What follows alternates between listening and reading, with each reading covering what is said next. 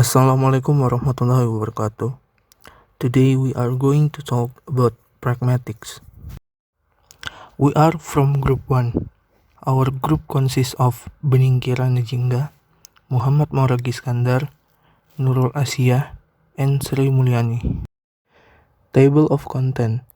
Definitions of pragmatics, the role of context and presuppositions, pronoun, language functions, speech arts, and conversational implicatures crisis maxims. The first one is definition of pragmatics. Pragmatics is the study of various aspects of language use. It deals with the ways in which language users use and interpret words and utterances in particular situations. Pragmatics is the branch of linguistics that studies those aspects of meaning which cannot be captured by semantic theory. In brief, it deals with how speakers use language in ways which cannot be predicted from linguistics knowledge alone. It examines what the speaker means by the lexemes or words and sentences or utterances used in particular situation. The next one is the role of context and presuppositions. Linguistic context. It means speakers know how to combine words and phrases to form sentences. And they also know how to combine sentences into a larger discourse to express complex thoughts and ideas. In a narrow sense, the linguistic context is provided by the other words around the ambiguous word. For example, the right bank of the river Danube in Budapest is nice and hilly. In a broader sense, the linguistic context comprises the other utterances around the ambiguous utterance within a discourse, which consists of all the utterances met in the same situation. For example, the sheriff killed the man with the gun. Ambiguous. John gave the sheriff the gun the man had robbed. The sheriff killed the man with the gun. Disambiguate. Now, we are going to talk about physical context. There are utterances containing pronouns and pronoun-like place and time adverbials and whose meaning is relative to the situation because they can be interpreted only if the speaker's immediate physical context is known. Such pronouns and pronoun-like elements are called deictic expressions. For example, I'll have to do that next week because they're not here now. The deictic expressions can be shown from the words that, next week, they, here, and now. Now, we are going to talk about presupposition. A presupposition is a proposition that follows from both a positive sentence and its negative counterpart, and which both the speaker and the hearer assume to be true. For example, A. Your brother wants to see you. B. Your brother doesn't want to see you. The presupposition of A and B is that you have a brother. Next, we are going to talk about pronoun. Pronoun is really important for both contexts. It means pragmatics can determine whether a pronoun in one sentence has the same referent as a noun phrase in another sentence. There are different types of pronouns, which are, first, reflexive pronouns. It is like himself and themselves. It always depends on an NP or noun phrase antecedent for their meaning, and the antecedent must be in the same clause. Second, non-reflexive pronouns. It is like he, she, it, us, him, her, you, and so on. Third, pronoun in discourse. Pronoun may be used to refer to entities previously mentioned in discourse, or to entities that are presumably known to the participants of a discourse. When that presumption fails, miscommunication can happen. And the last one is deixis. In all languages, the reference of certain words and expressions relies entirely on the situational context of the utterance. and can only be understood in light of these circumstances. For example, this person and that man. Language functions. Types of language function. The first one is the cognitive function, professional or descriptive function. It is the communication of a state of affairs. For example, today is Monday, or the table is in the middle of the room. The second one is the expressive function, affective function. It is the expression of the speaker's attitudes, feelings, emotions. For example, them or oh.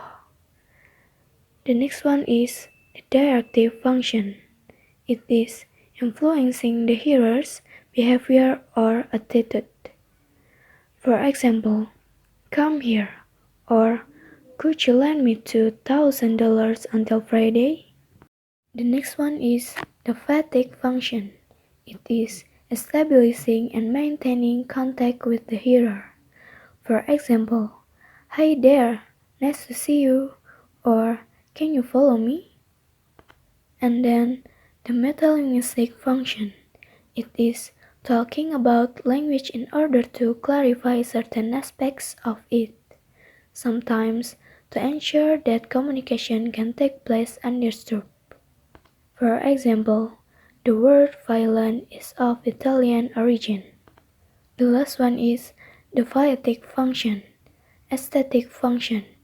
It is the use of language primarily for its own sake, for the pleasure it gives speaker and hearer through its sounds and rhythm, rather than for the performing any of the other functions.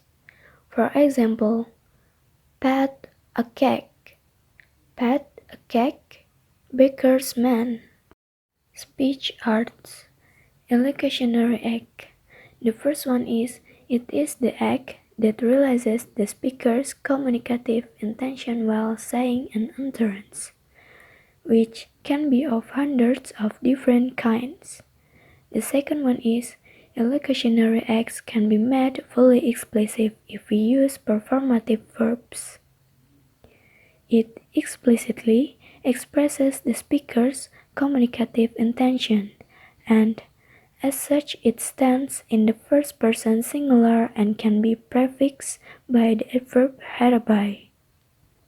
By using hereby, the use of the performative verb is not obligatory, but in some situations the use of the performative verb is obligatory. For example, I declare the meeting open. Conversational implicatures, crisis maxims.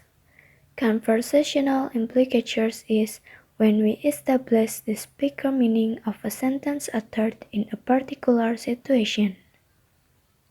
Crisis maxim 1. Make your contribution as informative as is required but not more informative than is required. Crisis maxim 2. Be relevant. For example, Speaker A, the doorbell rang. Speaker B, I'm in the bed.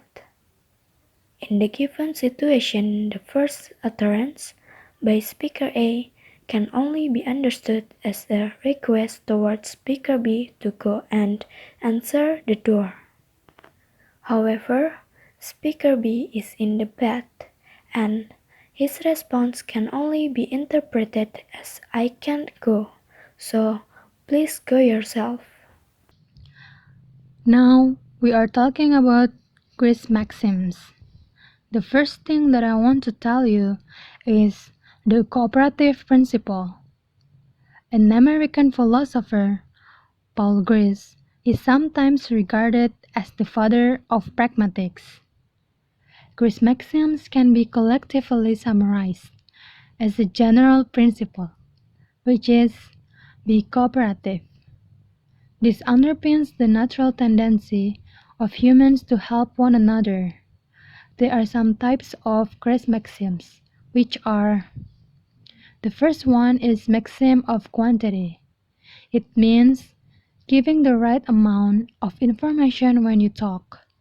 If someone at a party asks, "Who is that person with Bob?" a cooperative reply would be, "That is his new girlfriend, Alison." An uncooperative reply would be an over brief one, such as "a girl," or an over long one, such as "That is Alison Margaret Jones, born 20 years ago in Kingston," etc. The second one is maxim of quality. It means you have to be truthful.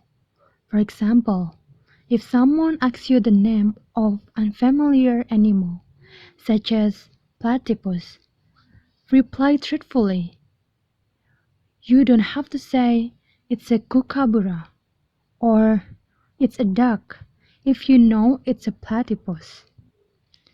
The third one is maxim of relevance. It means you have to be relevant. For the example, if someone says, "What is for supper?" you have to give a reply which fits the question, such as fish and chips, and you don't have to say table and chairs or buttercups are yellow. And the last one is maxim of manner. It means you have to be clear and orderly. For the example, you describe things in the order in which they occur, like the plane taxied down the runway and took off to the west, rather than you say, "The plane took off to the west and taxied down the runway." It can be confuse people as to what actually happened. At this outline level, the cooperative principle seems like common sense, and it becomes more interesting when we consider how often people apparently break it. That is all for our presentation. Thank you for your attention. Wassalamualaikum warahmatullahi wabarakatuh.